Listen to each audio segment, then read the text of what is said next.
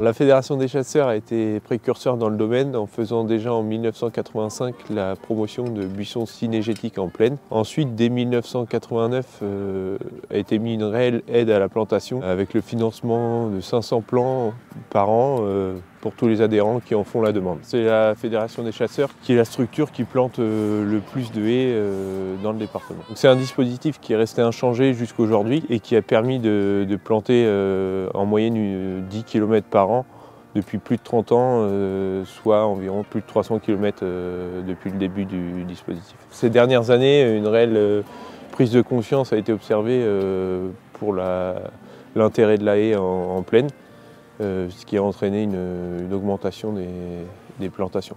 Il y a une chose qui a évolué quand même depuis toutes ces années, c'est la qualité des plantations. Seules les essences indigènes ont été tolérées pour les plantations. Ensuite, on a mis en place un minimum de 6 essences par plantation. Seuls les paillages naturels aussi sont tolérés. On met à disposition des protections à prix coûtant auprès des adhérents, car sur certains secteurs, c'est nécessaire. Nous nous impliquons également dans le label végétal local, en intégrant un maximum de ces plants dans nos commandes. Les plantations, c'est quelque chose de traditionnel dans le département de l'Eure. Depuis une vingtaine d'années, nous associons deux classes à venir planter avec nous, des classes de primaire. Il y a une classe qui plante, qui est sur le terrain, et l'autre classe est en salle ou sous une tente comme aujourd'hui, et on leur montre quels sont les habitants de la haie.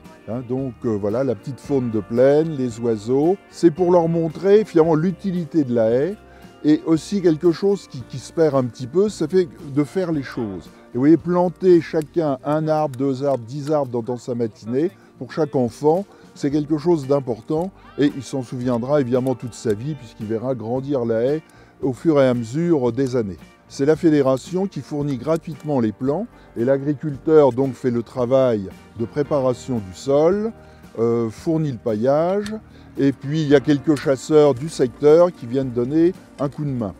Alors grâce à la réforme de la chasse et à l'éco-contribution, c'est important pour préserver les paysages dans certains endroits où les haies ont été arrachées, où la culture a pris finalement le dessus. Eh bien, on revient un petit peu à la nature d'une façon, si vous voulez, qui soit tout à fait adaptable avec la conduite d'une exploitation agricole. On met les haies au bon endroit. Ça sert pour les oiseaux et la petite faune de plaine, mais ça ne gêne pas trop l'agriculteur dans son travail. Il y a 40 ou 50 ans, mes parents ont défriché ce bois. C'était un bois qui était ici. Et à l'époque, il fallait beaucoup d'hectares, beaucoup de production. Et ensuite, moi, je l'ai transformé en jachère, parce que vous savez que nous sommes obligés d'avoir des surfaces d'intérêt écologique, donc des surfaces non exploitées. Et aujourd'hui, eh bien, l'histoire est un éternel recommencement, nouvelle aventure. Nous replantons des haies sur cette même parcelle.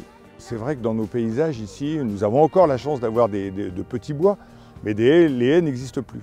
Et lorsque je suis revenu sur l'exploitation, j'ai planté une haie pour accéder à l'exploitation. J'ai pris sur ma parcelle et je me suis aperçu qu'il y avait une vie extraordinaire autour des haies.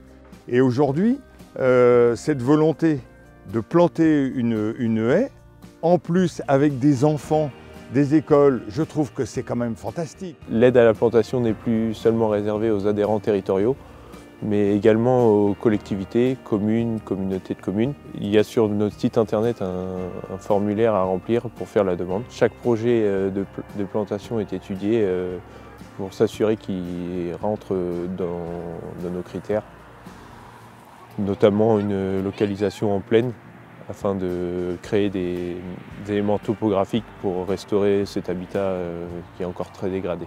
À bientôt sur tvie.tv.